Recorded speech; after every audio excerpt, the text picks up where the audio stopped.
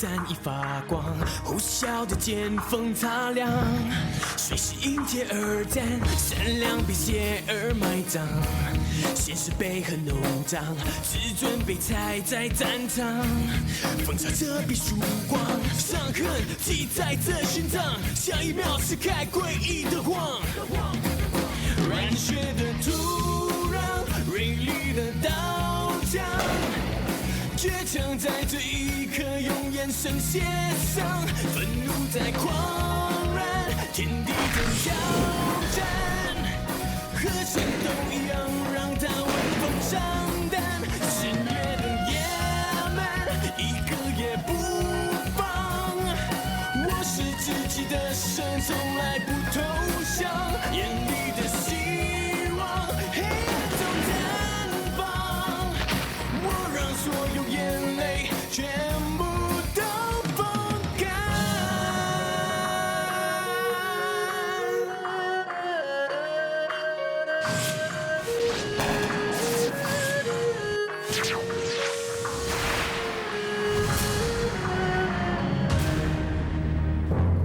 上次我们选的是蓝色，这一次我们就选红色吧。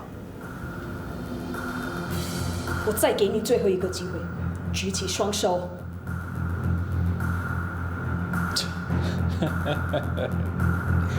好，我举。不过我很好奇，你怎么知道我身上的炸药是假的？你这么坚持你的那套理念，迫不及待要别人认同你。既然任务还未完成，你肯定不是急着要去死，对吗 ，Ryan？果然不简单啊，安小倩。有没有发现 Madam 呢我们刚才兵分两路，他去那边搜查。 ？Madam over Madam。Madam，请把你的位置send over Madam。林叔，最后一次看到 Madam 在哪里？过来。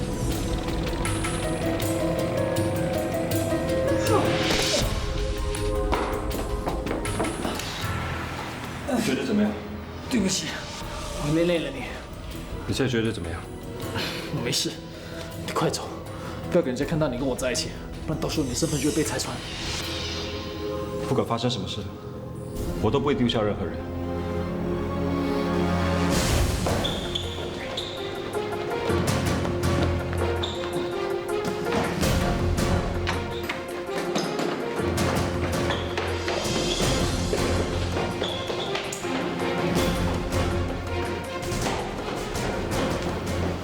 Madam，我是迪伦，马上send over Madam。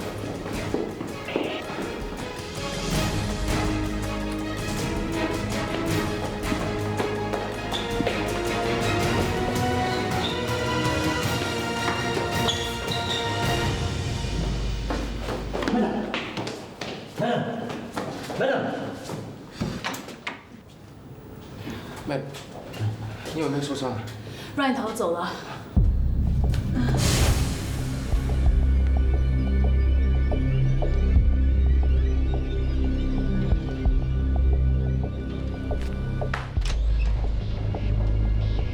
婉柔，你怎么不在里面等啊？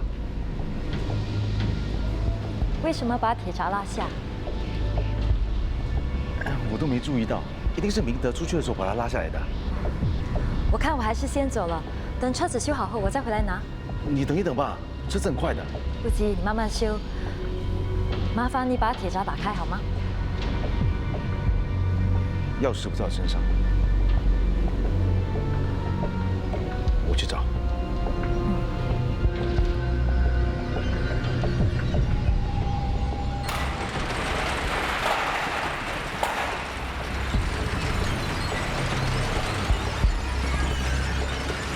老板，为什么把那个铁？喂，你干嘛把铁鞋拉下来？我没有啊。什么？你没事找事做是不是？不好意思，那我先走了。还不去做工？婉柔啊，不好意思，他一定是去吃饭的时候忘了我们在里面把铁夹拉下来的，你不要介意啊。没关系的，我走了。哎，木匠俩，我送你吧。不用了，拜拜。婉柔，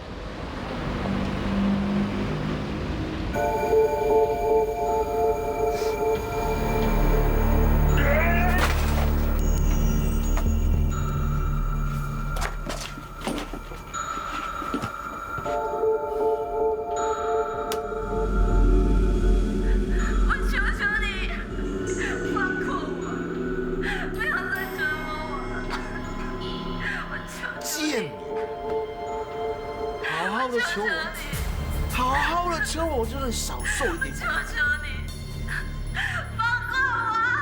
大声点！大声点啊！求我！放我！不要再折磨我了！你杀了我吧！你杀了我！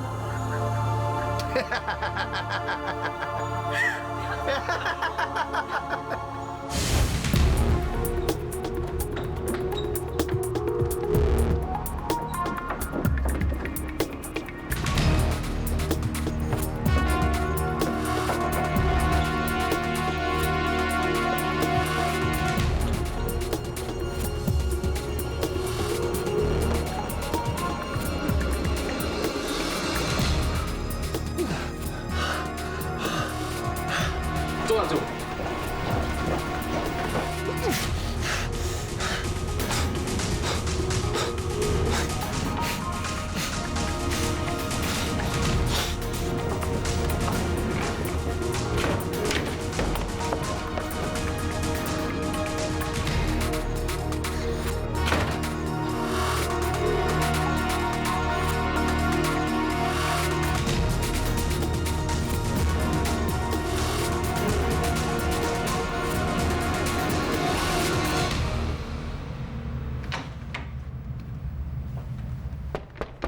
吴医生，你在里面吗？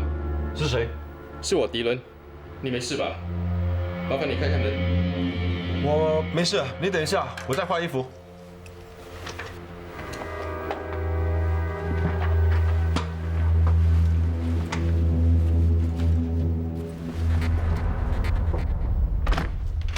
嗨，迪伦，找我什么事啊？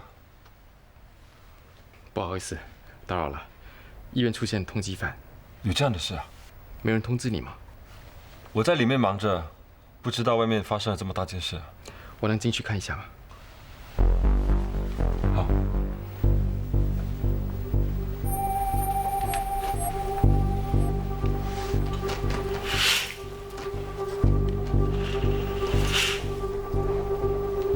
你们在通缉谁啊 ？Ryan Ho。Ryan Ho， 不就是那个炸弹案件的恐怖分子吗？他怎么会在这里出现？我们现在还不清楚他的意图，不过为了安全起见，我们必须广大搜查整个范围。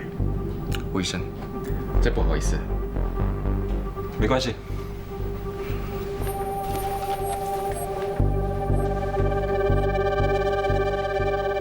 看来你们调动了很多人员来进行搜索哈。我们已经封锁整个医院的出入口，提防他逃跑。你们是怎么发现他的？在医院的安全楼梯处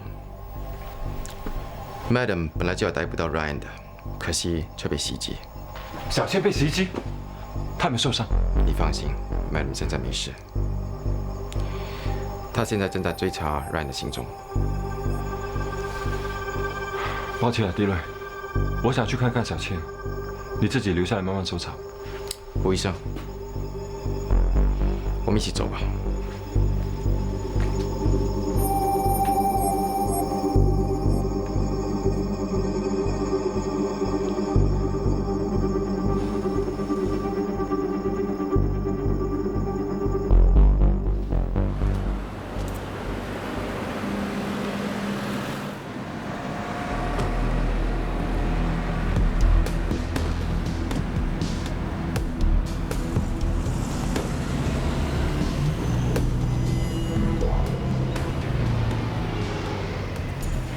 是胡医生啊，不好意思啊，我们要检查车辆，请你下车。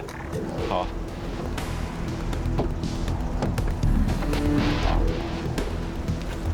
不好意思，耽误你一点时间。小倩，我不是让你回家休息吗？怎么还在工作呢？是。那个通缉犯跑到医院来，到底想干什么？他是病痛昏倒，所以被送进来的。什么病啊？不清楚，不过我想他的病情应该不轻，否则也不会被送进医院。吴医生，可以开车了。谢谢你啊，我今晚再联络你。拜。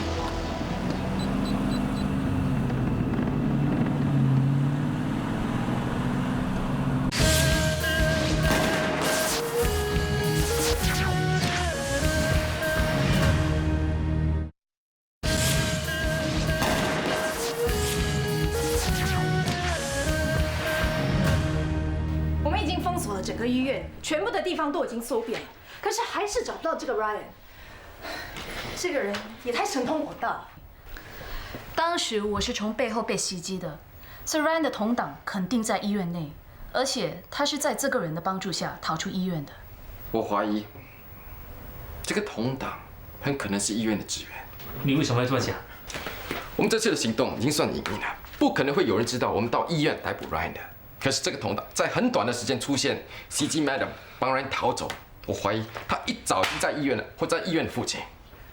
这个同党应该跟医院的环境很熟悉。没错，要不然他不可能把 Ryan 隐藏得那么好，也无法在我们监视下逃走。还有一点，是谁提供那么多吗啡药给 Ryan 的？我想只有医院有充足的资源，还有只有医生比较容易拿药而已。我们现在假设 Ryan 的同党在医院里工作，按照这个方向进行搜查。秘书梅啊，大毛，您到医院查谁有权利提取吗啡药，还有调查所有跟 Ryan 接触过的医生跟护士。Yes, madam. 关于分尸案方面，我们从包裹尸体的塑胶袋找到一些汽车黑油，所以我们现在可以暂定凶手是从事修车行业，又或者在油站工作。死者曾经向他同事透露过，他到新民路的工业区推销保险，在那一区有很多修车厂。很好，那我们可以集中对工业区里的修车厂进行搜查。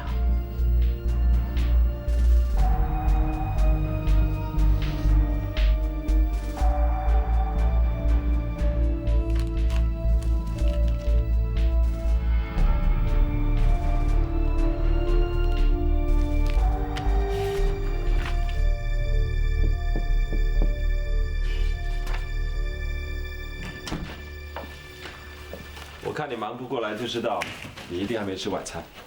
谢谢你。先别忙，趁热吃了吧。怎么样？有没有在医院发现 Ryan 的行踪啊？没有，我到现在还是想不通他是怎么逃出去的。其实他杀人的目的是什么？为了正义，制裁罪犯。那他跟你们警方的立场不是一样吗？那根本是两回事啊！他自认维持正义，制裁该死的人，可是他根本没有资格决定一个人的生死啊！说穿了，他只不过是一个狂傲自大、思想偏激的杀人犯。你好像对他行为感到很反感。那是当然的。如果每个人像他这么想，我们社会的秩序就大乱了。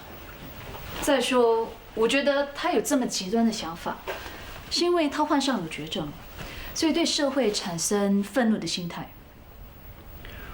我当了这些年的法医，也体会到，有时候法政不一定能够制裁罪犯。不少凶手在干案时都不留痕迹。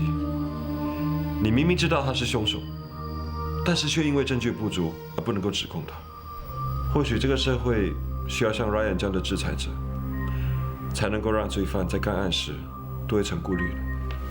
我不认同以牙还牙的做法，法治才是维持社会治安最好的方法。为什么不换个角度来看事情？干嘛？我刚才说错了什么？我没想到你会认同 Ryan 的做法。我只是一时感触罢了。刚才那些都是抒发个人情绪的看法，并不代表我赞同 Ryan 的做法。怎么还在意我说的话？坦白说，我对你有这样的看法，觉得很不舒服。我看你是精神太紧绷了，这么小小的事都这么大的反应。或许吧，我想太多了。你不是想太多啊，而是一直以来你对人都抱着怀疑的态度，从来都不信任任何人。那你错了，在这个世界上，我只相信2个人，婉柔，还有你。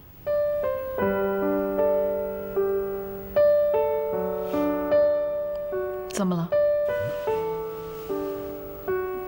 我也要让你知道，在这世界上，我只对一个人100%的真心，就是你。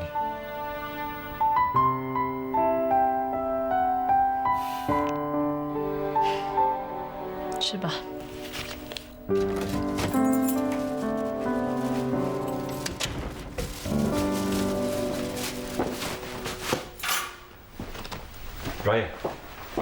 Ryan， 你现在觉得怎么样？还死不了。现在外面风声很紧，还有很多警察在巡逻。我看你暂时还是躲在这里，等他们完全撤退以后，我才想办法把你带出去。我现在这个样子，我看也逃不了了。抱歉，让你担心了。我没有在担心你。这些年来，我们安然地度过了不少危机，我相信这一次也不会例外。那你还在犹豫什么？这些年来，我们都是无私心的在为正义奉献，但是在他们眼里，我们却是罪大恶极的恐怖分子。想要所有人都接受我们的理念，真是太难。我现在对门来说，只是个负累。Ryan， 你一定要相信自己能够战胜身体里的病毒。其实，是时候做你该做的事了。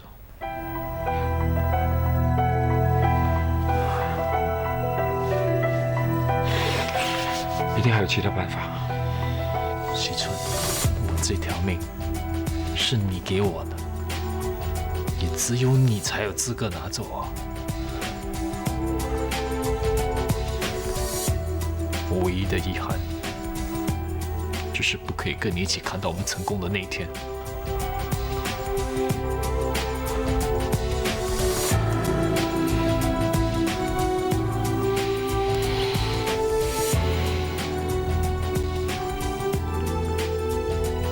Lonely Dragon Tooth， 祝你成功达到我们组织的目标。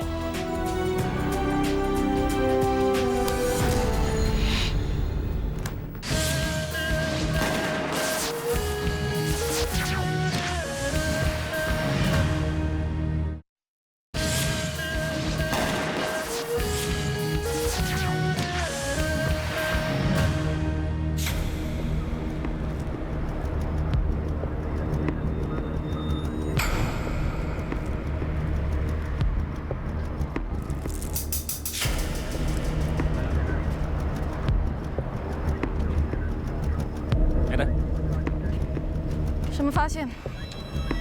这周围没有打斗的痕迹，尸体应该在别地方烧了，然后弃尸在这里。死者被烧前没有任何挣扎的现象，我怀疑他是死后才被焚烧的。凶手应该是企图毁尸灭迹，可是却又把尸体丢在一个这么明显的地方，很矛盾。没错，他是故意要让我们发现尸体的。难道又是Ryan干的 ？Madam， 那里有发现。Madam， 你看，车厢后放了一些化学易燃物。我们也在车内找到了吗啡和针筒。这个针筒会不会是属于 Ryan？ 他烧了尸体，再留下证据，让我们知道是他干的，这是他一贯的做法。如果这宗命案是 Ryan 干的，那他又制裁了哪个罪犯？难道是碎尸案的凶手？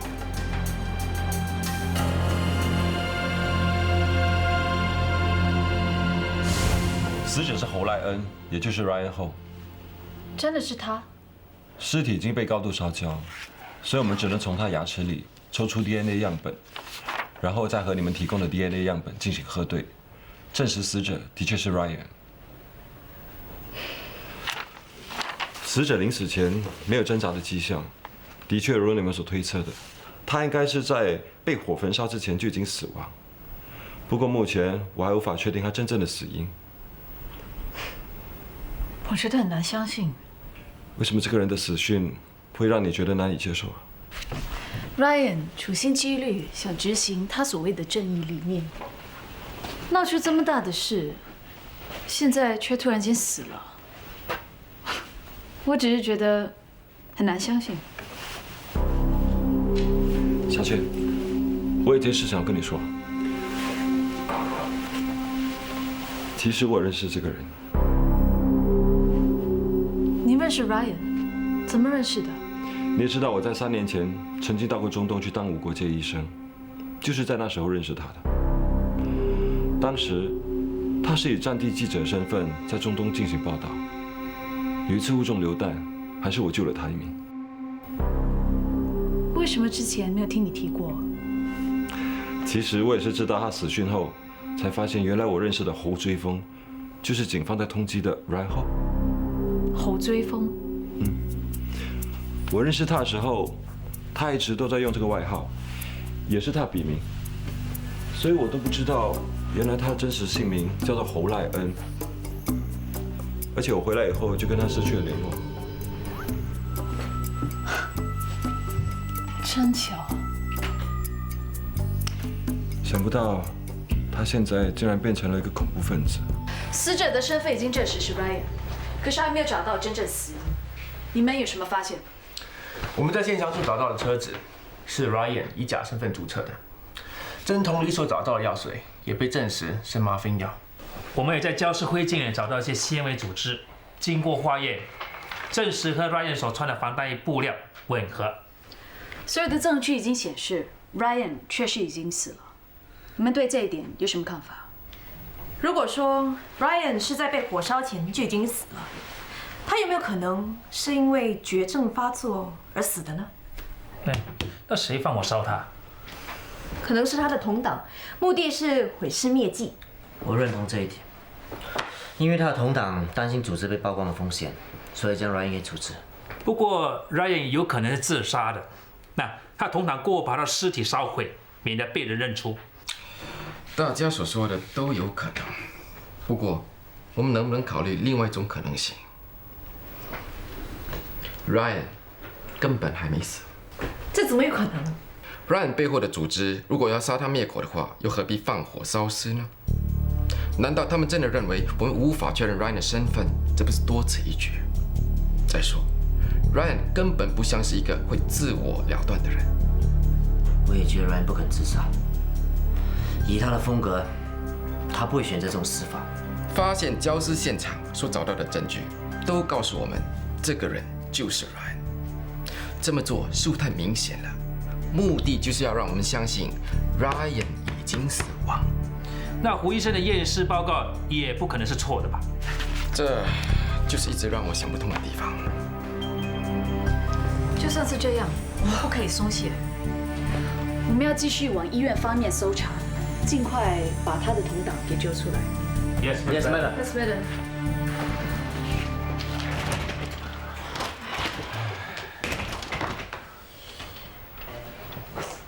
哎，干什么？一个两个，振作点好不好？哎，提起精神来啊！不要那么容易放弃，要相信自己能力，一定做得到的。我不管你是生还是死，是人是鬼，我一定要抓到你。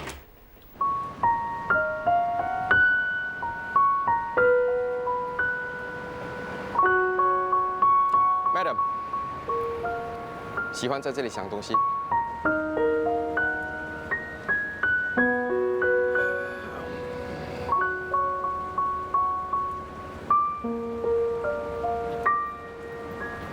每当我有事情想不通的时候，我都会来这里透透气的。自从 Ryan 代表的组织出现以后，我们一直在追逐他们，却总是慢他们一步，一直处于下风。老实说，我觉得自己有点失败。这神秘敌人的确是很难缠。其实不只是你，我们大家都觉得被挫败。不过后来，大家都因为一个人的情绪影响了，又振作起来。欧阳，他刚才在激励大家的士气，可惜你不在。有时我倒是有点羡慕他，因为不管什么时候，他都抱着乐观的态度。能不能问你一个问题？为什么当警察？为了不想让更多像黑熊的人出现。不好意思，勾起你不愉快的往事。那你呢？你为什么选择当警察？我从来没想过要当警察，不过后来是因为一个人。又是欧阳。我小时候亲眼看到我父亲被人家杀死，后来封闭自己，完全不和别人说话。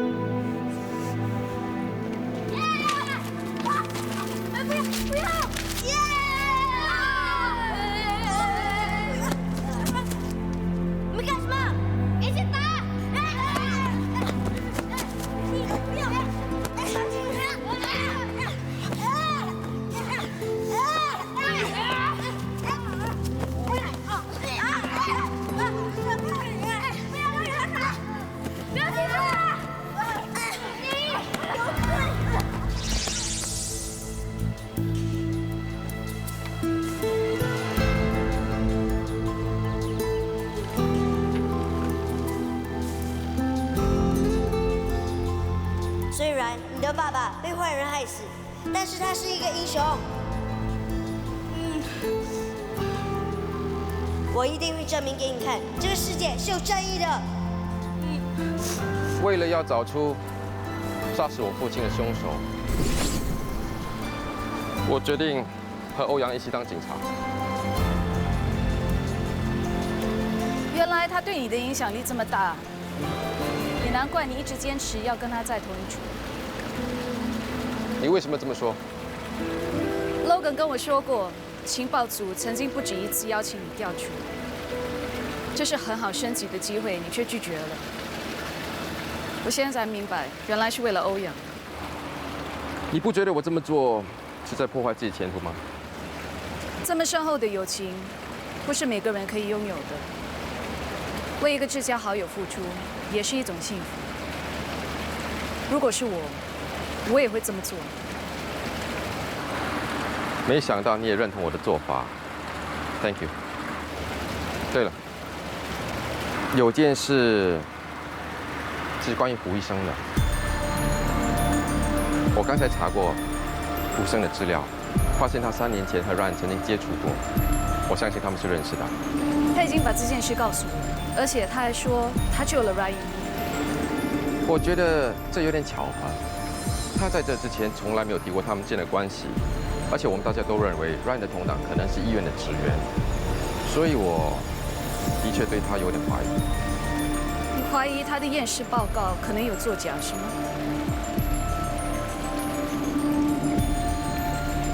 我已经认识胡医生8年了，问清楚他是怎么样的一个人。很抱歉，我知道怀疑你的好朋友一定会让你觉得不愉快。不过，我觉得我有必要让你知道我的想法。至于你要怎么处理这件事呢？我尊重你的决定。如果有一天你怀疑欧阳是凶手，你会怎么做？我了解欧阳的一切，我相信他。你呢？你了解胡医生吗？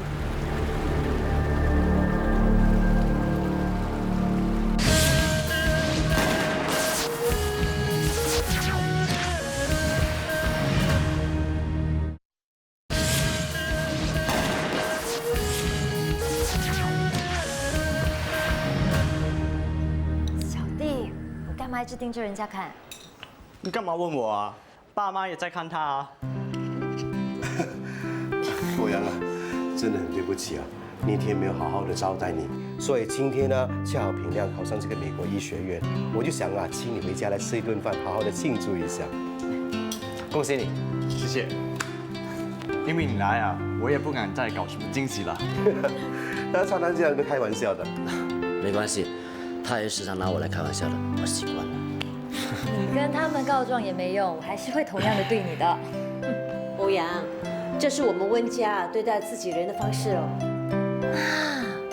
哇，原来你已经成为我们家的自己人了。那够了没有？我们家里的人呢，讲话都是这样的。小弟，我们有礼物送给你。哇，好漂亮哦！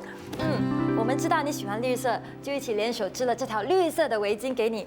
3种不同的绿，就代表爸妈还有我。哎，是啊，你们知道吗？我现在才深深的体会到，还是为病人动手术啊，简单多了。我啊，为了教会这两妇女织围巾啊，气得我差点要杀人了。但是最差劲的还不是这个爸爸呢。妈，不是说好不能说出来的吗？爸妈姐，谢谢你们。加油啊！去美国要小心点。在想什么啊？谢谢你。只不过是一餐饭而已，你什么时候变得那么客气了？这餐饭对我来说很特别，所以我要谢谢你啊。有什么特别的？我们家就跟平常一样啊。对你来说可能平常，但对我来说呢就很不一样。我今天第一次感受到家的感觉，我不懂怎么跟你讲，那种感觉很简单，很温暖了。其实你有一个很大的家庭啊。我知道，在孤儿院的时候，其实我很开心的，不过总是少了什么东西，和你家人给我感觉真的很不一样。你是不是介意自己是孤儿啊？从来没有，我很庆幸有这样的一个 mother。如果没有她的话呢，我已经变成不良少年了。还有迪伦，就算亲兄弟呢，也没有我们感情那么深厚，真的。很高兴你有这么积极的想法。如果以后我有机会组织一个家庭的话，我希望和你的家是一模一样的。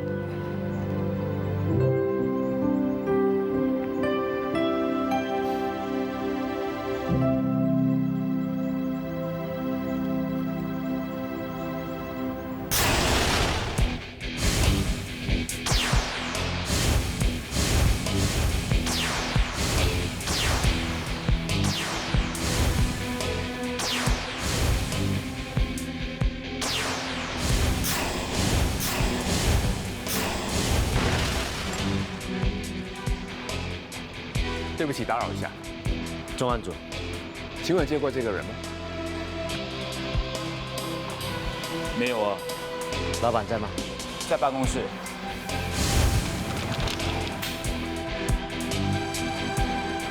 永健，大萌，你好。哎，别来无恙吧？一样。哎，跟你们介绍，他是我同事欧阳，永健是我中学时的学长。我有东西要问你，见过这个女孩子吗？没有。你没有看清楚，你就说没有？没有。我要查查你的修车厂。随便。喂，你还好吧？还好啦，就只开了这些小小的修车厂，讨生活而已。哎，你不错啊，当警察了。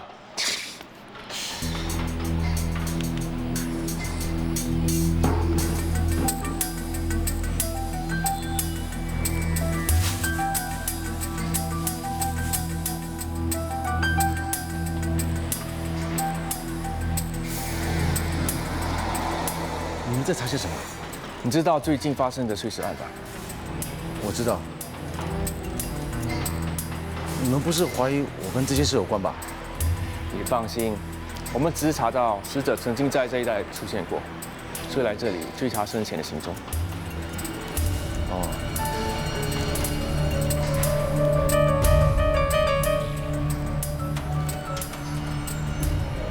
喂，毕业后就没你的消息了，你还好吧？哎，还好。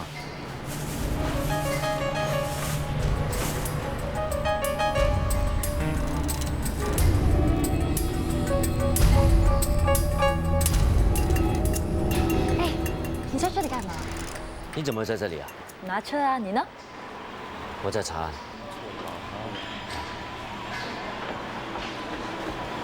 你干嘛把我拉来这里，神神秘秘的？我想知道有关金永健的事情。你怀疑他？暂时还不知道，不过了解他多一点，对调查案件有所帮助的。你应该知道我是不能透露病人的资料的。他是不是坐过牢的？你查过他？我问过 Carrie 还说了什么？他只说他坐过牢，其他东西不能透露。他为什么坐牢？是面对什么心理问题啊？抱歉，我必须坚守我的职业守则。我也知道我是白问的，不过你能不能答应我，不要跟他接触？他是我的病人，我怎么可以不接触他呢？我是说认真的，他又有前科，又对你纠缠不清，我是为了你的安全啊。虽然他坐过牢，不代表他不会悔改，不然他也不会来接受心理辅导了。我觉得你不应该先入为主的认为犯过错的人就是疑犯。婉柔，我是很担心你，知不知道？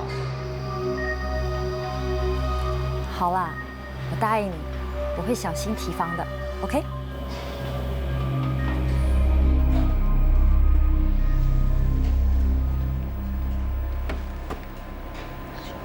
秘书，有新的线索。好。我刚刚到 Cindy 的保险公司，其中一位秘书找到了 Cindy 生前的一份保险单，受保人是一位叫金永健的男子。金永健？怎么了？你知道这个人？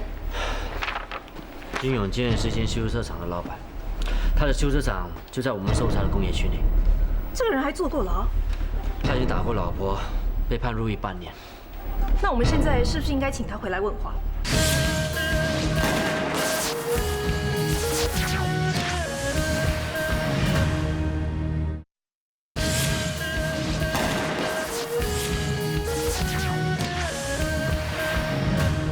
老板离了婚之后呢，就很像变成另外一个人。是吗？清楚一点。他变得很像很讨厌女人啊。他为什么这么讨厌女人？他曾经追求过几个女人，都被他们拒绝了。有时他回来就一边喝酒，一边骂他们贱女人。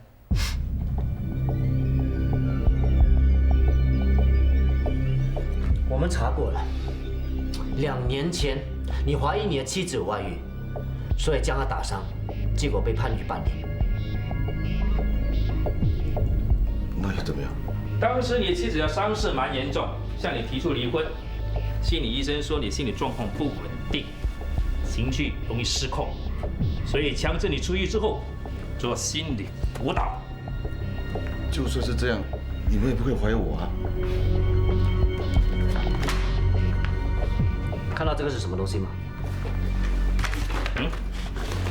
这个是Cindy的尸体，被切成8块，包裹尸体的塑胶袋里面含有化学颜料，而且我们证实和你修车厂利用时候用的化学颜料是一模一样。你有什么解释？你将尸体肢解之后，用塑料袋包起来，凶手就是你。我没有。你为什么要杀害Cindy？啊？我没有，我真的没有。Cindy 到你的修车厂里推销保险，当时觉得她很漂亮，你想追求她，可是被她拒绝了，你怀恨在心，所以把她杀死，是不是？我没有杀Cindy，你们不要诬赖我，我真的没有杀她。我叫你坐下，听到没有？你为什么都不相信我？是不是因为我长得丑，所以我一定要杀人啊？你看不起我？你看，放开！放开我！欧阳，放开他！欧阳，抱着。健，你冷静一点。大宝，帮我找婉柔，帮我找婉柔，我要见她。喂，为什么找婉柔啊？因为只有婉柔相信我，我不是凶手。我警告你，你敢动婉柔啊，对不客气了。大佬出去！快，我很清楚永健的为人，他不是个杀人凶手，更加不是一个心理变态狂。大毛，你要我怎么说才明白啊？他是我的朋友，这是无法改变的事实。Madam，我看你暂时不要插手这个案件。这是命令。大毛，你不要乱来！大毛，真的不明白，好朋友就不会杀人。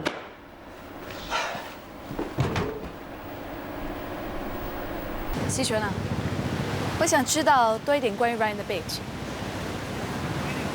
我知道的都已经告诉你了，你还想知道什么？他有没有提过他为什么要当战地记者？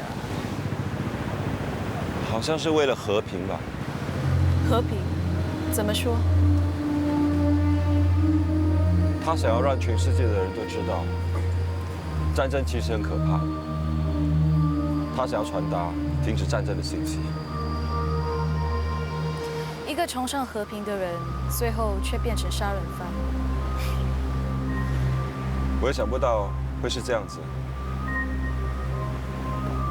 或许他努力的要人们停止互相残杀，但是得不到成果，所以便用了比较激烈的方法来告诉大家，不要再伤害自己的同类。你救过他一命，他这个人又这么特别，以你的性格，应该不会错过和他结交的机会。你怎么会失去联络？我回来之后，他还留在中东，大家各忙各的，渐渐就失去了联络。其实到现在，我还在怀疑 Ryan 并没有死。你是在怀疑他还是怀疑我？证实 Ryan 死亡的法医是我。我只是觉得他的死好像另有内情。你为什么会这么想？是不是有什么可疑的线索？其实没有，我只是凭直觉去怀疑这件事。那你呢？你对这件事有什么看法？对我来说 ，Ryan 确实已经死了，除非他能够死而复生，要不然的话，他不可能存在这世上。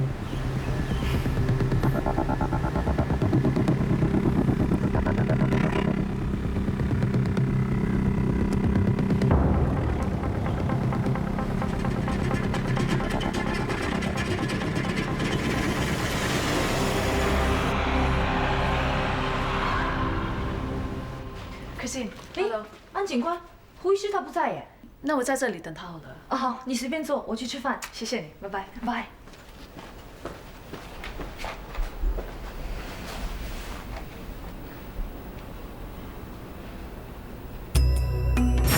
或许这个社会需要像 Ryan 这样的制裁者，才能够让罪犯在干案时多一层顾虑。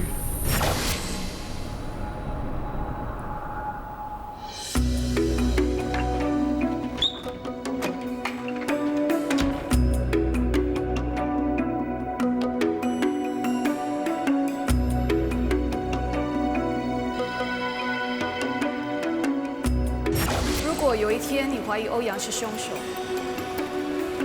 你会怎么做？我了解欧阳的一切，我相信他。你呢？你了解胡医生？